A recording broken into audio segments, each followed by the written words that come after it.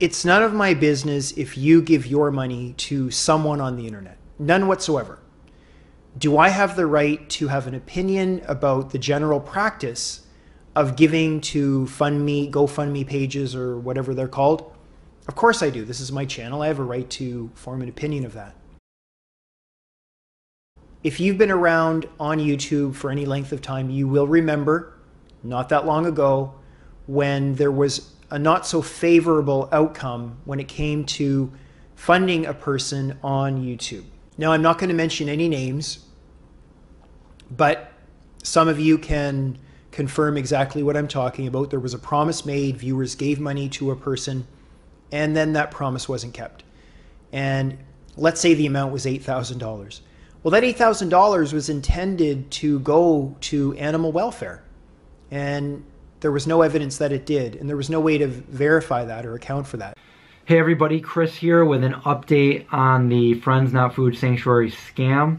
If you're just tuning in now, there was a huge scam through GoFundMe under Friends Not Food Sanctuary.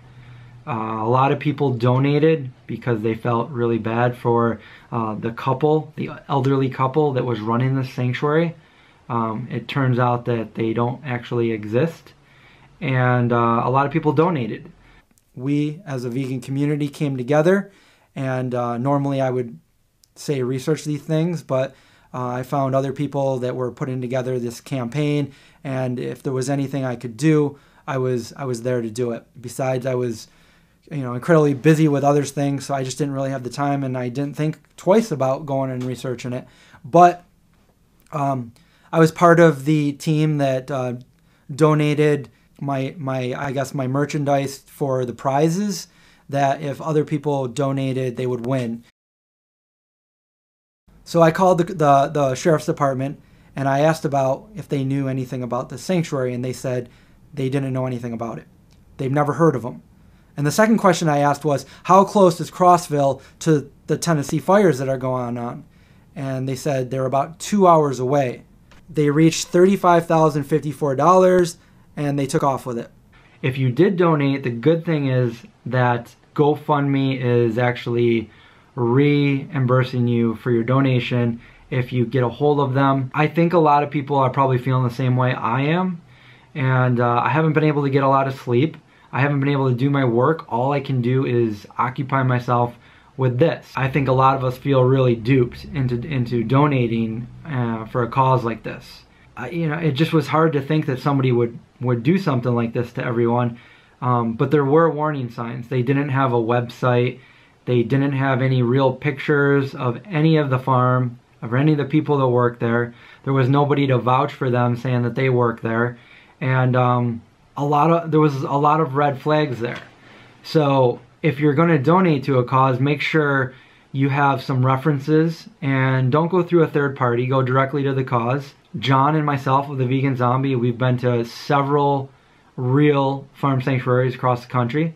I've done videos of all of them. So if you want to find a real, legit sanctuary to donate to, you can check out some of our videos. We have a whole playlist for animals and sanctuaries, and you can check those out. Now, I'm not going to mention any names, but some of you can confirm exactly what I'm talking about. There was a promise made, viewers gave money to a person, and then that promise wasn't kept. Just because Aizal-Mazar had some papers in his hand and he was standing outside the courthouse, or he walked inside the courthouse, anybody can con anybody. Like, I could do things every day and show you things that look real and they're not. They make stuff up so people keep coming back for more. You become more and more gullible, Clips and videos that manipulate and play tricks on your brain with music behind it. It's very interesting and very creative. And I actually got suckered into it somewhat, And it's a mind fuck. It really is a mind fuck. But once you're older and you start to realize, like, wait a minute. how does this person have this person's contact number or information? How does this other person say, okay, well, so-and-so contacted me by phone and we agreed to, wait a minute, I thought if you guys are against one another, how do you have each other's contact information? You know?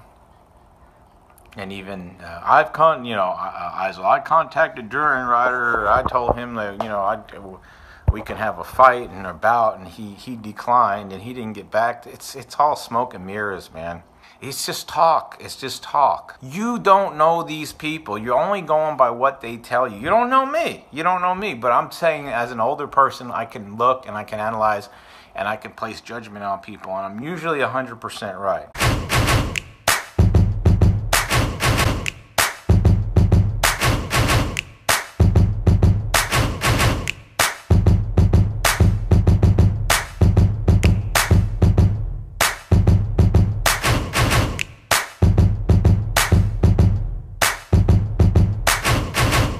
À-bas-le-ciel.